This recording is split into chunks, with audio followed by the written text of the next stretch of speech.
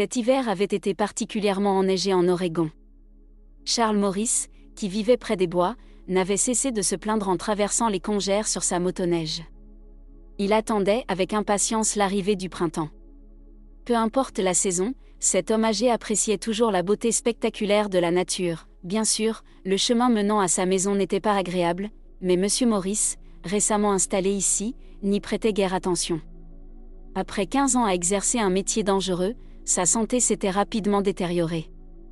La toux, l'essoufflement et l'hypertension l'avaient amené à revoir sa vision de la vie en général, malgré les innombrables examens médicaux. Les traitements préventifs et thérapeutiques, rien n'avait fonctionné, laissant le vieil homme abattu. Heureusement, parmi un groupe de médecins, l'un d'eux avait conseillé à M. Morris de changer de lieu de résidence pour un endroit offrant un air plus pur. Il avait donc vendu sa maison en Louisiane pour acheter une maison en Oregon, où il pouvait enfin respirer un air plus sain, loin de l'agitation de la métropole. Un gardien de Syrie du nom de Charles vivait comme un véritable ermite, se sentant en totale harmonie avec la nature chaque instant de la journée. Avec le temps, M. Morris était devenu accro à la pêche et passait tous ses moments libres au bord du lac. Il évitait rarement d'aller au magasin, préférant faire des provisions, en particulier pendant l'hiver lorsque le magnifique paysage était recouvert de neige. Un jour, alors qu'il rentrait chez lui en motoneige après ses courses, M. Morris aperçut une petite créature grise traversant le sentier bien battu. Cette mystérieuse petite chose faillit être écrasée par les patins de la motoneige. M. Morris s'arrêta et regarda autour de lui. Le vieil homme descendit de sa motoneige, voyant une série de petites empreintes de pas menant vers les buissons, s'approcha. Là, parmi les fourrés recouverts d'une épaisse couche de neige, M. Morris découvrit un petit louveteau qui le regardait méfiant à travers ses yeux perçants. « Eh bien, petit bonhomme, que fais-tu ici tout seul au milieu de la forêt ? Tu dois être perdu, ou bien tu as été pris par surprise dans la tempête ?» demanda M. Morris avec enthousiasme. Bien sûr, la créature sauvage ne pouvait pas donner une réponse réelle à l'homme âgé qui essayait si fort de devenir son ami. Soudainement, le jeune loup gris grimpa sur ses pattes et, en remuant son nez noir de gauche à droite, commença à respirer bruyamment. M. Morris se retourna et aperçut un sac d'épicerie dans le panier de la motoneige, comprenant immédiatement. « Oh, tu dois avoir faim, hein ? Attends-moi un instant, petit gars, je serai rapide, » dit l'homme âgé. Il sortit un couteau pliant de sa poche et découpa une bande de viande pour le louveteau. Le louveteau grogna de bonheur en acceptant la friandise, manquant presque de mordre Charles au doigt. Quand le louveteau eut assez mangé, il sortit de sa cachette dans les buissons et s'approcha hardiment du vieil homme. « Eh bien, qu'est-ce que je suis censé faire de toi ? Je ne peux pas te laisser dans les bois. Tu mourrais ici. Viens avec moi, je vis seul et tu ne seras pas une gêne, » suggéra M. Morris en plaçant l'animal derrière la poche de son manteau matelassé. À sa grande surprise, le louveteau se comporta calmement, comme s'il avait voyagé toute sa vie dans une motoneige. Lorsqu'il arriva à la maison, M. Morris ouvrit la porte, sortit doucement le petit animal de la poche et l'invita à l'intérieur. Le petit loup s'ébouriffa d'abord en reniflant une odeur inhabituelle venant de la maison de l'homme, puis se secoua comme pour se nettoyer et franchit hésitamment le seuil. « Regarde-toi, si bien élevé, tout comme un vrai seigneur. C'est ainsi que tu seras appelé, n'est-ce pas ? Seigneur. » Charles, émerveillé, ferma la porte derrière lui. Dans la chaleur, le louveteau se réchauffa, après avoir mangé une autre portion de viande, s'allongea près de la cheminée pour dormir. Il ne ressemblait pas à un prédateur des bois, mais à un chiot, pensa M. Morris en essuyant une larme. Le seigneur vécut dans sa maison pendant environ une semaine, puis, lorsque le temps s'améliora, il supplia pour sortir. Une fois dehors, après avoir jeté un regard reconnaissant à M. Morris, le louveteau s'enfuit dans les bois. « Eh bien, je suppose qu'il a dû ressentir l'appel de ses ancêtres, » pensa l'homme âgé en regardant le louveteau s'enfuir. Le louveteau était parti depuis environ 2 jours lorsqu'M. Morris lui avait mentalement fait ses adieux, et le prédateur sauvage était venu de lui-même le retrouver. Il trouva le vieil homme au bord du lac où ce dernier, profitant du beau temps, avait décidé de pêcher. « Ah, tu te souviens de moi, petit vaurien » s'exclama M. Morris en caressant le louveteau. En réponse, l'or se retourna, se tortilla et lécha la joue du vieil homme. Dès lors, le louveteau rendait périodiquement visite à M. Morris, principalement en soirée. Souvent, ces arrivées coïncidaient avec l'aggravation des conditions météorologiques, apportant invariablement des tempêtes de neige et du froid dans la région. Pour cette raison, M. Maurice appelait en plaisantant alors un baromètre en raison de sa sensibilité innée et de son vigilance. Un jour, le louveteau ne vint pas seul, mais avec un invité.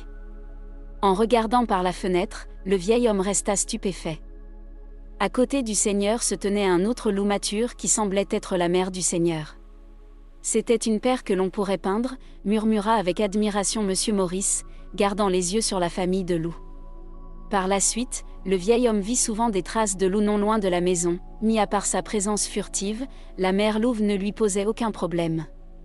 M. Maurice ne parla à personne de son amitié avec la famille de loup, maintenant soigneusement le mystère de ses illustres invités.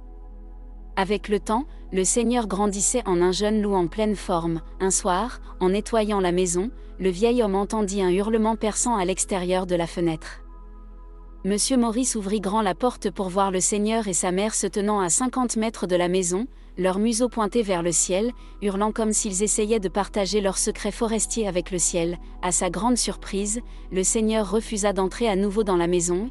Après une minute ou deux, disparut avec sa mère dans les bois. Que se passe-t-il? Je me demande s'il est offensé ou quelque chose du genre, pensa M. Maurice, puis ferma distraitement la porte, oubliant de tourner la clé dans la serrure. Le vieil homme croyait qu'en un endroit aussi isolé, rien ne pourrait éventuellement lui nuire, et il négligeait souvent sa propre sécurité. Malheureusement, ce soir-là, cette habitude lui joua un mauvais tour.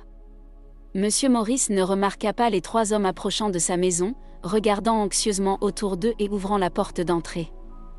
« Quelle chance, ce n'est même pas verrouillé », murmura une voix grave et enfumée appartenant à l'un des invités inattendus. M. Maurice demanda nerveusement à la vue des visiteurs lourdement armés, « Qui êtes-vous et que voulez-vous » En réponse, il reçut un coup de crosse de fusil dans la poitrine. « Très bien, mon vieux, c'était pour que vous nous compreniez un peu mieux. Nous avons besoin de manger et de nous réchauffer, et si vous faites ce que nous disons, vous resterez en vie, » répliqua l'un des bandits qui semblait être le chef. Ce que les bandits ignoraient, c'est que M. Maurice n'était pas un lâche et se jeta sur eux à poings nus.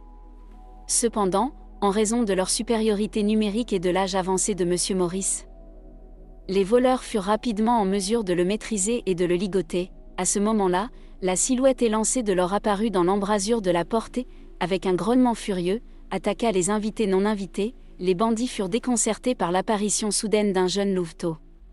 L'or se battit avec férocité pour déchirer ses agresseurs. Le premier à reprendre ses esprits fut le chef qui, en levant son fusil, tira sur le louveteau sur le flanc. Il y eut un bruit fort et une odeur piquante de poudre dans l'air. Blessé, l'or tomba au sol, refusant de lâcher la cheville du bandit prise dans ses mâchoires. La flaque de sang qui s'étendait rapidement sous son corps était une indication évidente de la gravité de sa blessure. « Eh, vieux, qu'est-ce que c'est que ça ?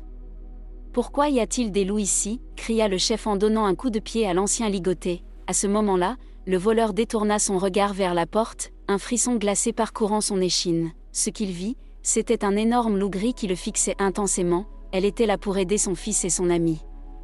Le prédateur vicieux projeta le voleur au sol à une vitesse fulgurante. Les 2 autres complices profitèrent de cette opportunité pour prendre la fuite, mais la mère louve enragée ne les laisserait pas partir.